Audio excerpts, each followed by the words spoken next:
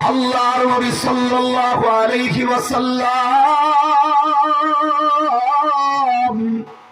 এরা বন্ধু আজ থেকে ১,৫০০ বছর আগে আল্লাহর নবীর সাহাবী হযরতে সালাবাতুল আনসারী এবং অপর ভাই তার নাম হইল সাঈদ ইবনে আব্দুর রহমান, দুইজনই আল্লাহ রাব্বুল আলামিনের নবীর খাস সাহাবী। এর বন্ধু অত্যন্ত দামি দুইজন সাহাবী। আমি শুধুমাত্র মানুষদের শয়তানের ধোঁকায় পড়লে মানুষের অবস্থাটা কেমন হয়, আল্লাহর কাছে কেমনে মাপ চাইলে আল্লাহ বান্দার জন্য জান্নাতটা রেডি কইরা রাখে, আমি আপনাদেরকে এই কথাটা বলে অল্প সময়ের মধ্যে বিদায় নিয়ে নিব। এ বন্ধু, গুনাহগারের জন্য আল্লাহ জান্নাতটা কেন রেডি করে রাখলেন? আল্লাহর নবী সাঈদ ইবনে আব্দুর রহমানকে যুদ্ধের ময়দানে নিয়ে গেছেন। সালাবাতুল আনসারী তিনি বাড়ির মধ্যে থাইকা এ বন্ধু মাঝে মধ্যে তার বন্ধুর বাড়িতে যাইয়া দেখাশোনা করে, তার বন্ধুর বাড়ির খোঁজ খবর গুলা নেয়, বন্ধুর বাড়িতে বাজার ঘাট গুলো যখন পড়ে দেয়। এ বন্ধু একদিন দুই দিন কয়েকদিন পার হয়ে যাওয়ার পরে যে সালাবাতুল আনসারী নবীর সাহাবী হঠাৎ করে একদিন বাজারটা নিয়া এ বন্ধু বন্ধুর বাড়িতে যাওয়ার জন্য গেছেন। সাঈদ ইবনে আব্দুর রহমানের বাড়ির দিকে রওনা দিছে। সালাবাতুল আনসারী যাইয়া এর বন্ধু সাঈদ ইবনে আব্দুর রহমানের বাড়ির মধ্যে ঢুকছে। এর বন্ধু কিতাবওয়ালা লেখেন এই সাঈদ ইবনে আব্দুর রহমানের স্ত্রীটা এতটাই সুন্দর করে আল্লাহ রাব্বুল আলামিন তারে তৈরি করেছিলেন।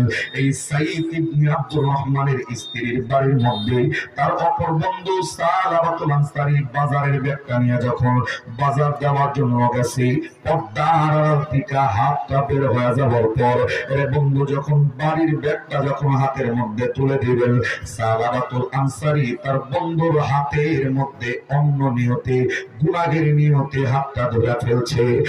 বন্ধু শয়তানের ধোঁকা সাহাবীর অন্তরের মধ্যে এমন ভাবে দিয়েছে, শয়তান সালাবাতুল আনসারীর ডাক দিয়া বললেন, সালাবা, এমন একটা সুবর্ণ সুযোগ তুমি পেয়েছো, তোমার বন্ধু সাঈদ ইবনে আব্দুর রহমান বাড়িতে নাই, তোমার বন্ধু রাইব বাড়িতে একা। সালাবারে, এমন সুবর্ণ সুযোগ আর কোনদিন পাবা না। এখন সুযোগ যদি চাও, তোমার বন্ধুর স্ত্রী দেখতে অত্যন্ত সুন্দর, এই লোকটার সাথে যদি গুনাহের কাজটা করো, এই মুহূর্তে কেউ জানবে না। এই সুবর্ণ সুযোগ কিন্তু হাত ছাড়া করা যাবে না। এর বন্ধু শয়তানের ধোঁকা সালাবাতুল আনসারীর কলিজার মধ্যে লেগে গেছে, অন্তরে শয়তান ধোঁকা দিয়া বোকা বানায় ফেলছে। সালাবাতুল আনসারীর বাড়ির মধ্যে যাইয়া এর বন্ধু তার ভাই তার বন্ধুর ওয়াইফের হাতটা যখন গুনাহের নিয়তে ধরেছেন, ধরার সাথে সাথে এর বন্ধু পর্দার ভিতর থেকে সাঈদ ইবনে আব্দুর রহমানের স্ত্রী সালাবারে ডাকতে কয়, সালাবা, আমি এই বাড়িতে রেখে যাওয়া নবীর আলামত তোমার বন্ধুর রেখে যাওয়া আমানত তার স্ত্রী আমি, তুমি কোন মতলব নিয়ে আমার হাতটা ধরছো?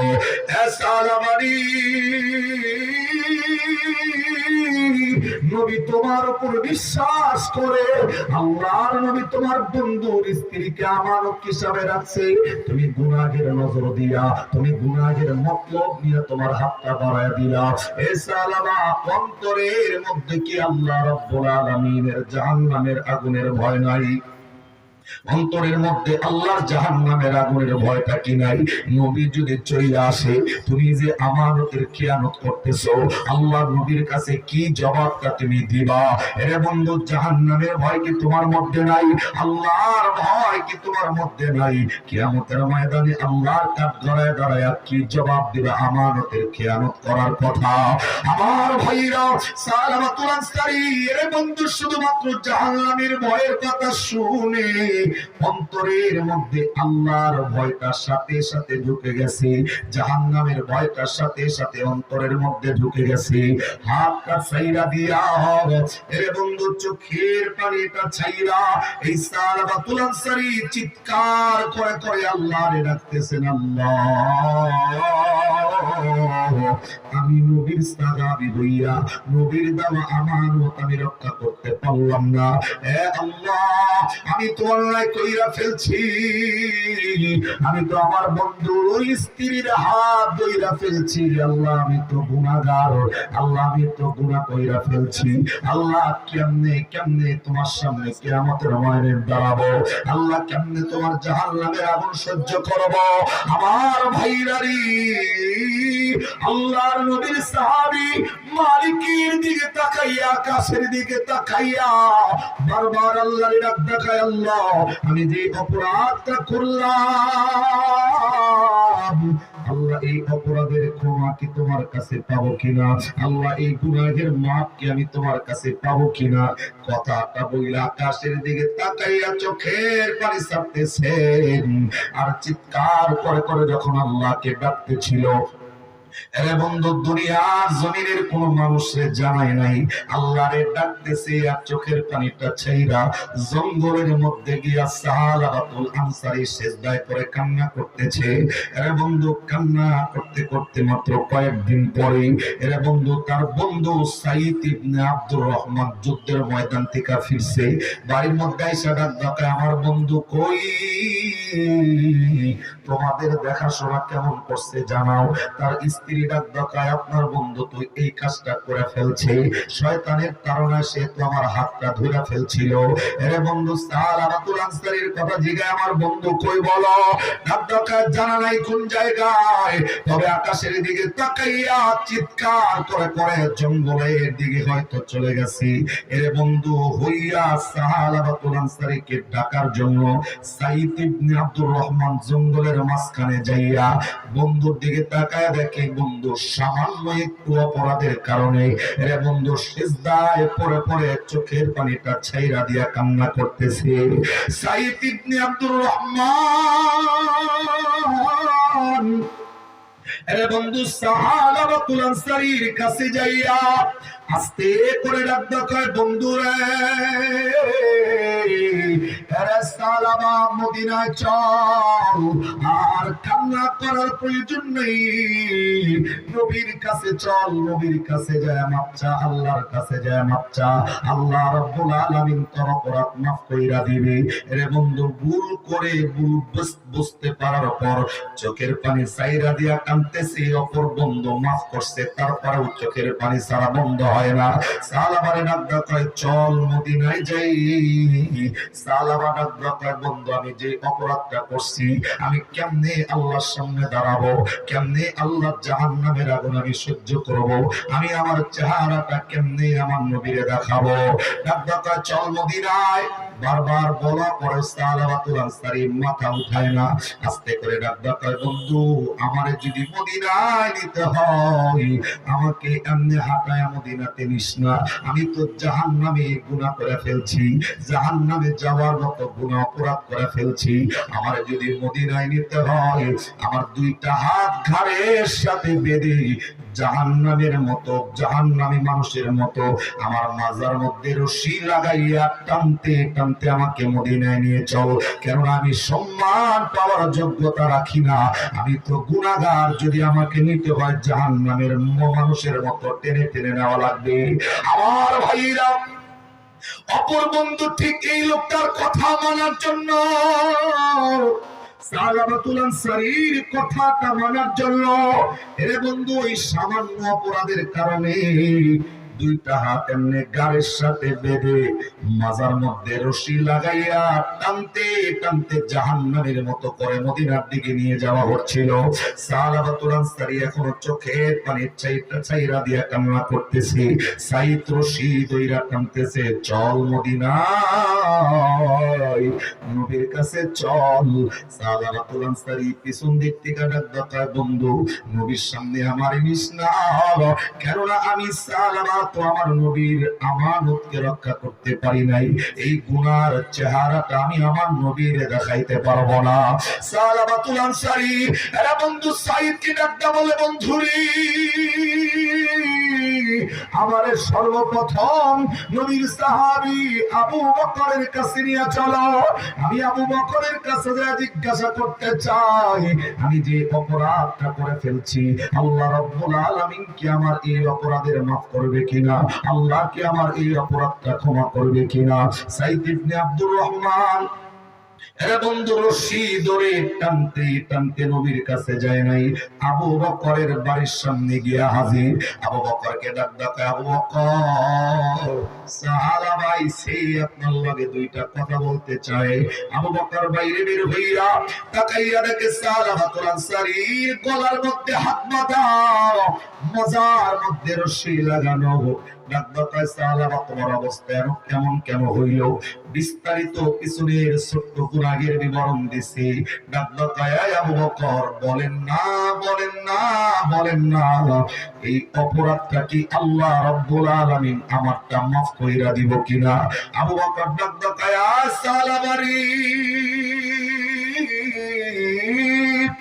যে অপরাধ তুমি করছো, তুমি নবীর রেখে যাওয়া আমানতের খেয়ানত করছো, তোমার এই গুনাহ মাফ করবো কি করবো না আমার জানা নাই, কিন্তু তোমার মতো না ফরমান সালাবা আমি আবু বকরের বাড়ির সামনে থাকবা না, বের হয়ে চলে যাও। বন্ধু আবু বকর এই সালাবারে তারা দিছে ছোট্ট অপরাধের কারণে। আস্তে করে সালাবার কান্নার আওয়াজ আরো বাড়লো। আরে আবু বকর আমারে তারা দিছেন। সাইদ ইবনে আব্দুর রহমান রে ডাক কয়, বন্ধু আমারে ওমরের দরবারে নিয়ে চলো। আরে বন্ধু টানতে টানতে এই সাহাবারে ওমরের কাছে নিয়ে হাজির করছে। ওমর গুনাহের বিবরণ শোনার পরে একই কথা ডাক, বন্ধুরে তুই তো নবীর রেখে যাওয়া আমানতের খেয়ানত করছো, সাহাবা তোর গুনাহ আল্লাহ মাফ করবো কিনা জানা নাই, কিন্তু তুই আমি নবীর সামনে দাঁড়াবি না, এখান থেকে চলে যা, আমি ওমরের সামনে থাকবি না, এখান থেকে বিদায় নিয়ে চলে যা। আরে বন্ধু হযরত সালাবাতুল আনসারী সাইদ কি ডাক ডাকায়, বন্ধু শুধু ওমর এবং আবু বকর নয়, আমারে ওসমানের দরবারে নিয়ে চলো, আমার আলীর দরবারে নিয়ে চলো, আমি তাদের কাছে জানতে চাই আল্লাহ রাব্বুল আলামিন আমার এই অপরাধটা মাফ কইরা দিব কিনা। সমস্ত সাহাবায়ে কেরাম ডাক ডাকায়, বেটা তোমার গুনাহ মাফ করব না না করব এটা একান্তই আল্লাহর ব্যাপার, কিন্তু সাহাবীর বাড়ির সামনে দাঁড়াইবা না। আরে বন্ধু ওমর আবু বকর ওসমান যখন তারা দিছেন, এই সালাবাতুল আনসারী বন্ধু সাইদ ইবনে আব্দুর রহমান কে ডাক ডাকায়, বন্ধুরে ভেবেছিলাম নবীর কাছে এই গুনাহের চেহারাটা দেখাবো না, কিন্তু সাহাবায়ে কেরাম যখন আমারে তাড়ায় দিল, এই মুহূর্তে নবীর কাছে যদি না যাই কে আমাকে গুনাহ মাফের বার্তাটা আমার কানে দিব। আমি এতক্ষণ নবীর সামনে যাইতে লজ্জাবোধ করতেছিলাম, এই গুনাহগারের চেহারাটা নবীর সামনে আমি কেমনে দেখাবো। এরে বন্ধু সাইদকে ডাক ডাকায়, বন্ধু চল আমি নবীর কাছে যাইয়া অন্তত নবীর কাছে আমার গুনাহের বিবরণটা দিব, আমি দেখতে চাই আল্লাহ আমার এই অপরাধটা মাফ কইরা দিব কিনা। আমার বন্ধু সাইদ ইবনে আব্দুর রহমান মাজার রশিটা লাগাইয়া আরে বন্ধু টানতে টানতে নবীর সামনে গিয়া হাজির। আল্লাহর নবীর কাছে যাইয়া সালাবাতুল আনসারীর চোখের পানিটা ছাইরা দিয়ে আল্লাহ নবীর ডাক দেয়, নবী গো আপনি আমার যে দায়িত্বটা দিয়া আমার বন্ধুরে তাবুকের যুদ্ধের ময়দানে নিয়ে গেছেন, পয়গম্বর আমি তো আপনার আমানত রক্ষা করতে পারি নাই, আপনার রেখে যাওয়া আমানতের খেয়ানত করে ফেলছি। পয়গম্বর আমি তো শয়তানের ধোঁকায় পইরা আমি তো আমার বন্ধুর স্ত্রীর হাত পর্যন্ত গুনাহের নিয়তে ধরে ফেলছিলাম। নবী বলেন না, বলেন না আল্লাহ রাব্বুল আলামিন কি আমি সালাবাতুল আনসারীর এই অপরাধটা মাফ করে দিবে কিনা। আমার বন্ধু আল্লাহর নবী সালাবার চেহারাটার দিকে তাকাইয়া ডাক্তার, তোমার কাছে তোমার বন্ধুর ওয়াইফকে আমি আমানত রাইখা গেলাম, তুমি কোন কারণে তার স্ত্রীর হাতটা গুনাহের নিয়তে ধরলা? তুমি তো আমানতের খেয়ানত করছো। এরে সালাবারি, তুই যে আমানতের খেয়ানতটা করছো, আমি নবী তরে বলবো তোর গুনাহ মাফ হইব কি হইব না জানা নাই, কিন্তু তুই আমানতের খেয়ানত করার কারণে আমি নবীর সামনে থাকবি না। এই মুহূর্তে আমি নবীর সামনে থেকে তোর মতো নাফরমান বের হয়ে চলে যা। আওয়াজ করে বলেন না নাউজুবিল্লাহ। আমার ভাইরা, আল্লাহর নবীর সাহাবী সালাবাতুল আনসারী নবী যখন বলছে যা আমার সামনে থেকে বের হয়ে চলে যা, এরে বন্ধু সালাবাতুল আনসারী চোখের পানিটা ছাইরা দিয়া বন্ধুর হাতে মাজার রশি লাগানো সাইদ ইবনে আব্দুর রহমান রে ডাক্তার, বন্ধু রশি ছাইরা দে, আর আমি আমার মাজার রশিটা দইরা তুই থাকিস না। আমি তো ঘুরে ঘুরে তাকায়া তাকায়া দেখছি, এরে সাইদ ইবনে আব্দুর রহমান, আমি যে অপরাধটা করছি সমস্ত সাহাবায়ে কেরাম আমি সালাবাতুল আনসারীর উপর নারাজ হয়ে গেছে। আমি যে গুনাহটা করছি মদিনার মানুষ আমার উপর নারাজ হয়ে গেছে। আমি ভেবেছিলাম আল্লাহর নবীর কাছে আইলে একটা সমাধান আমি পেয়ে যাব, কিন্তু আমার নবী যেহেতু আমার এখান থেকে চলে যাইতে বলতেছে, আমার দিল বলে আসমানের নিচে জমিনের উপরে এই মুহূর্তে বড় গুনাহগার আমার চাইতে আর দুনিয়াতে কেউ নাই। সাইদ আমার রশিটা ছেড়ে দে। এরে বন্ধু, শুধু রশিটা তার বন্ধু ধরে রাখে নাই, এই সালাবাতুল আনসারীর একটা মেয়ে ছিল যার নাম হযরতে খামসা রাদিয়াল্লাহু তাআলা আনহা। এরে বন্ধু, এই মেয়েটাও রশিটা ছাইরা দিয়া বাপের চেহারাটার দিকে তাকায়া ডাক্তার, বাবাজি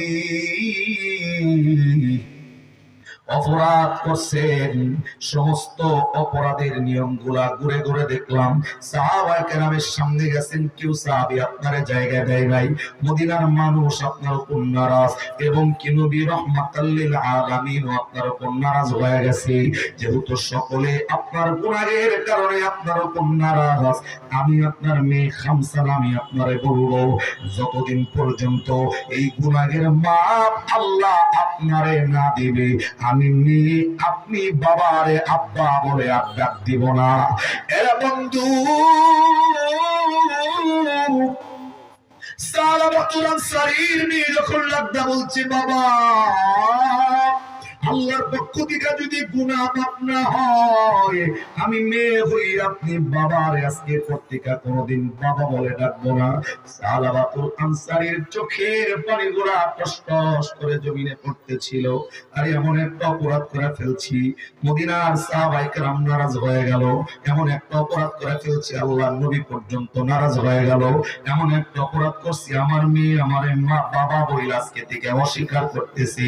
সালাবাতুল আনসারী বন্ধুরে রাখতে, বন্ধু রশিটা ছাইরা দে, এই মদিনায় এখানে থাকার যোগ্যতা আমি হারায় ফেলছি।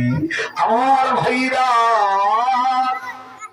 সালাবাতুল আনসারী চোখের পানিটা ছাইরা দিয়া আকাশের দিকে তাকাইয়া দৌড়ায় আল্লাহরে ডাকতে, আল্লাহ আমি সালাবাদি অপরাধটা করলাম, আমি যে গুনাহটা করছি, আল্লাহ মদিনার মানুষ আমারে তাড়াইল, আল্লাহ তোমার পয়গম্বর আমারে তাড়াইয়া দিল, আল্লাহ তুমি যদি আমারে তাড়াইয়া দাও, দুনিয়াতে আর একটাও জায়গা নাই যে তুমি আল্লাহ দুনিয়ার বাহিরে যায় চলে যাব।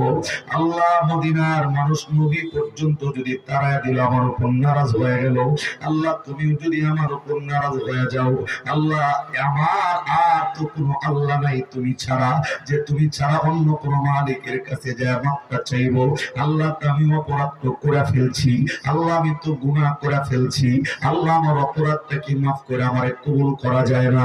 এরে বন্ধু সালাবাতুল আনসারী চোখের পানিটা সাইরা সাইরা যখন এর বন্ধু দৌড়াইতেছেন একেবারে পাহাড়ের নির্জন জায়গায় গিয়া এই সালাবাতুল আনসারী না খাইয়া এই কপালটা জমিনের সিজদার মধ্যে এমন ভাবে লাগাইয়া দিছেন, এমন ভাবে কপালটা জমিনের মধ্যে লাগাইয়া চোখের পানিটা ছাইরা আরে বন্ধু সিজদার মাটিতে ভিজাইছে,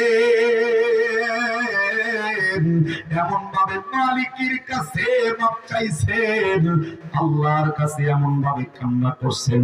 আল্লাহ রাব্বুল আলামিন এই বান্দার চোখের পানিটা এমন ভাবে কবুল করছে। আল্লাহ তো ডাক দাতায় বান্দারে, দুনিয়াতে কোন মানুষ যদি চোখের পানিটা ছাইরা দিয়ে আমি আল্লাহর কাছে কোনো কিছু চাই, আল্লাহ ডাক দাতা আমি আল্লাহ বান্দার সব কিছু সহ্য করি, কিন্তু কোন বান্দার চোখের পানি আমি আল্লাহ সহ্য করি না। আমি আল্লাহ চোখের পানির বরকতে আর অন্তরের নিয়ত কবুল করে নেই। আমার বন্ধু সালাবাতুল আনসারী চোখের পানিটা ছাইরা দিয়া এমন ভাবে মালিকের কাছে কাঁদছেন।